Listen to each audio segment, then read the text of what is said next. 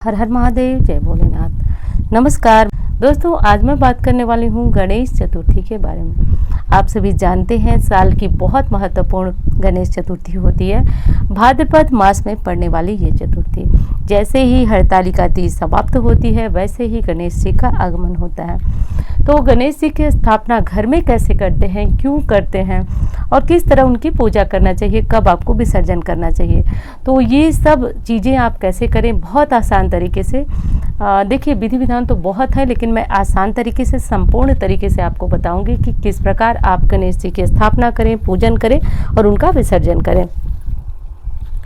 दोस्तों, जैसे ही हम हरतालिका तीज व्रत का पारण करते हैं वैसे ही गणेश जी के आगमन की तैयारियां बहुत हर्षोल्लास से करते हैं। वैसे तो तैयारियां पहले से हो जाती हैं, उनकी चौकी सजाना, उनके लिए विभिन्न प्रकार के पकवान वगैरह तैयार करना, लेकिन विशेष तब होता है जब हम गणेश जी को जिस दिन लाते हैं।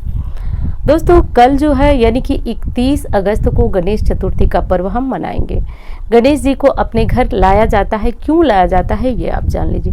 यदि आप जीवन में किसी भी कारण से परेशान हैं, कोई समस्या आपकी जा नहीं रही है, छूट नहीं रही है, बच्चे कहना नहीं मान रहे, या फिर एक चीज़ समझ लीजिए, गणेश जी को विघ्नहर्ता कहा जाता है। जीवन में यदि कोई बहुत बड़ा विघ्न है जो जा नहीं रहा है, तो आपको ज़रूर इस बार गणेश जी को लाना चाहिए। नहीं लाते हैं तो किस विधि से पूजा करना चाहिए वो भी मैं बताती हूँ आपको।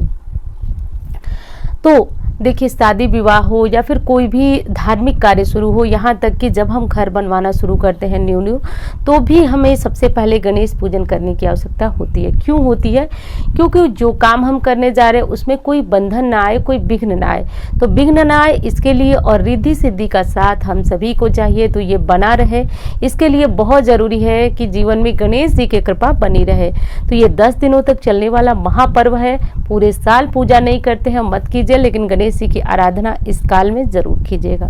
अब चलिए बात कर लेते हैं क्या करना है। तो दोस्तों, 31 तारीख को, हाँ उससे पहले कहना चाहूँगी, वीडियो अच्छी लगती है लाइक किया करें, चैनल को सब्सक्राइब कर लें। दोस्तों, कल 31 तारीख को यदि आप घर में मिट्टी की गणेश जी की प्रतिमा लाना चाहते हैं तो कल ला सकते हैं। देखिए, मिट्टी की जो गणेश जी की प्रतिमा आती है उनका विसर्जन करना अनिवार्य होता है, लेकिन आप कोई ऐसी प्रतिमा लाते हैं गणेश जी की जिनको आपको घर में पूरे साल रखना है।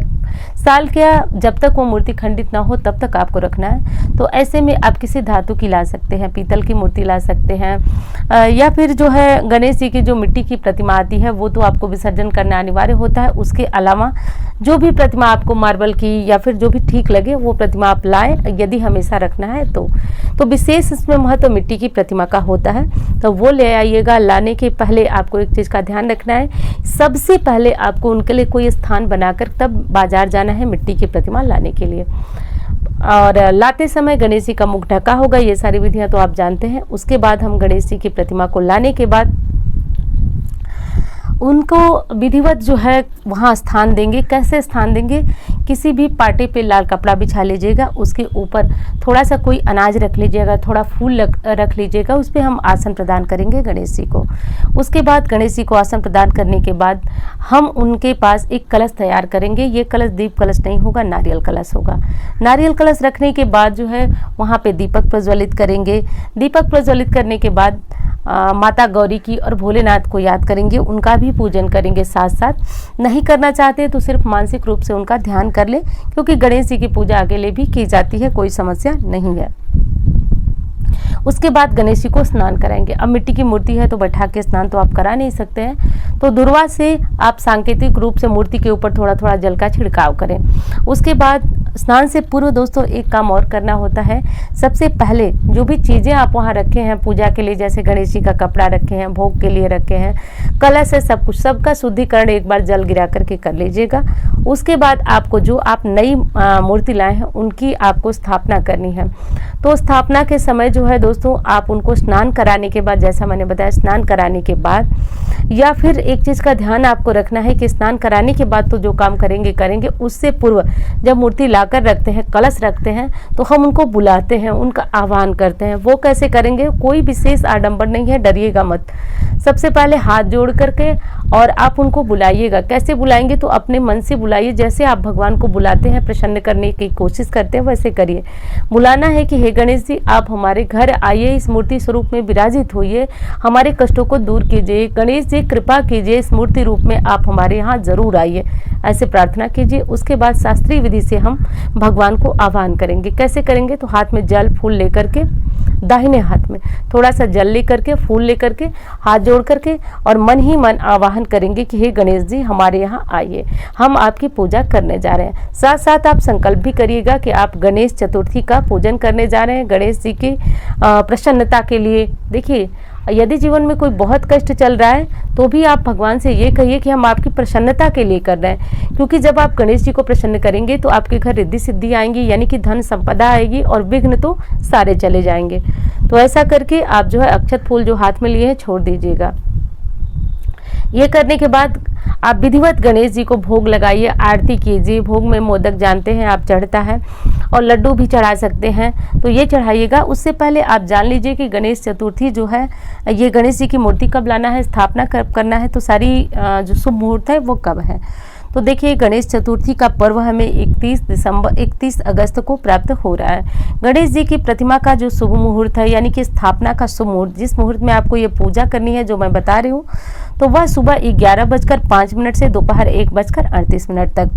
ये पूजा आप इस मुहूर्त में भी कर सकते हैं, और दोपहर की पूजा करने का भी एक मुहूर्त है। तो मध्याह्न गणेश पूजा का मुहूर्त है सुबह 11:05 से दोपहर 1:38 तक। इस मुहूर्त में भी आप गणेश जी की पूजा आराधना कर सकते हैं, क्योंकि जिनके यहाँ मार्केट में ज़्यादा भीड़ होती है, मूर्ति मिलने में दिक्कत होती है, मूर्ति को देखने में दिक्कत होती है, समझने में दिक्कत होती है, तो लेट हो जाएगा, तो आप दोपहर के मुहूर्त में भी पूजा कर सकते हैं। गणेश विसर्जन कब होगा? तो देखिए, नियम के अनुसार 9 सितंबर को शुक्रवार को गणेश विसर्जन होगा। तो ये चीज़ तो आपको पता चल गई। अब आप एक चीज़ समझिए, सभी लोग 10 दिनों तक गणेश जी की पूजा नहीं कर सकते, क्योंकि सबको बाहर जाना है या फिर कहीं जाना है। तो ऐसे में 3 दिन तक भी गणेश जी को अपने यहाँ रख कर विधिवत सुबह शाम पूजा आरती करके, और तीसरे दिन भी विसर्जन होता है। एक दिन भी गणेश जी की मूर्ति को रखकर अगले दिन विसर्जन होता है। 5 दिन भी रख करके गणेश जी की मूर्ति का विसर्जन होता है। तो ये कर लीजिएगा। यदि घर में कोई नहीं रहता है, ज़्यादा पूजा पाठ आपके यहाँ नहीं हो पाता है, तो आप एक दिन में भी विसर्जन कर सकते हैं।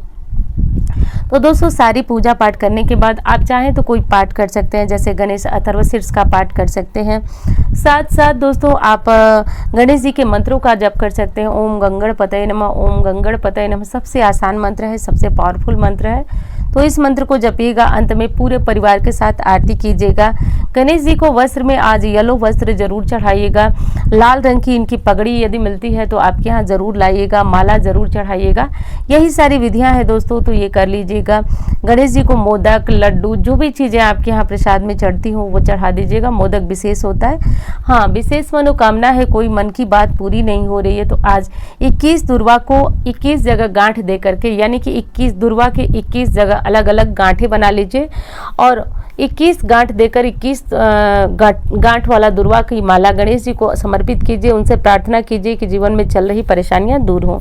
देखिए, गणेश जी की पूजा तो हम सभी हमेशा करते हैं, लेकिन जब विशेष मुहूर्त होता है, शुभ तिथियां होती हैं, उसमें और अधिक पावरफुल होता है। जो बच्चे पढ़ाई में कमज़ोर हैं, जिनके जीवन में पढ़ाई के बावजूद भी सफलता नहीं मिल रही, जो बच्चे सरकारी नौकरी के लिए तैयारी कर रहे हैं, वो भी गणेश उत्सव में भाग जरूर लें। गणेश जी की पूजा करें, घर में एक मूर्ति लाएं। कोई ज़रूरी नहीं कि मिट्टी की मूर्ति लाएं, विसर्जन करें। आप ऐसी धातु की मूर्ति ला सकते हैं जिनको आप अपने घर में हमेशा के लिए गणेश स्थापना की पूजा के बाद जब चौके उठाएं तो आप उन्हें उठाकर मंदिर में रख लीजिएगा। गणेश जी की मूर्ति 2 से अधिक कभी भी अपने मंदिर में नहीं रखी जाती है। अंत में आपको गणेश जी की परिक्रमा करनी है, परिक्रमा मात्र 1 की जाती है। इसी चीज़ का ध्यान रखिएगा आप। और गणेश जी की स्थापना तो हो गई दोस्तों, अब आप विधि विधान से सुबह पूजा करिए, शाम को पूजा करिए। निश्चित रूप से कहा जाता है कि जीवन में बहुत बड़ा कष्ट हो तो आप गणेश जी की आराधना करें, क्योंकि मोटे शब्द में आप समझते हैं कि विघ्नों को दूर करते हैं, रिद्धि सिद्धि के दाता हैं। तो जीवन में संपूर्ण सुखों की प्राप्ति के लिए गणेश जी की आराधना गणेश चतुर्थी पर करना विशेष है, वो भी ये गणेश चतुर्थी तो और अधिक महत्वपूर्ण है। तो कर लीजिएगा दोस्तों। वीडियो कैसी लगी बताइएगा ज़रूर। अच्छी लगती है तो लाइक करें, चैनल को सब्सक्राइब कर लें। मिलती है उसी तरह की वीडियो के साथ। धन्यवाद।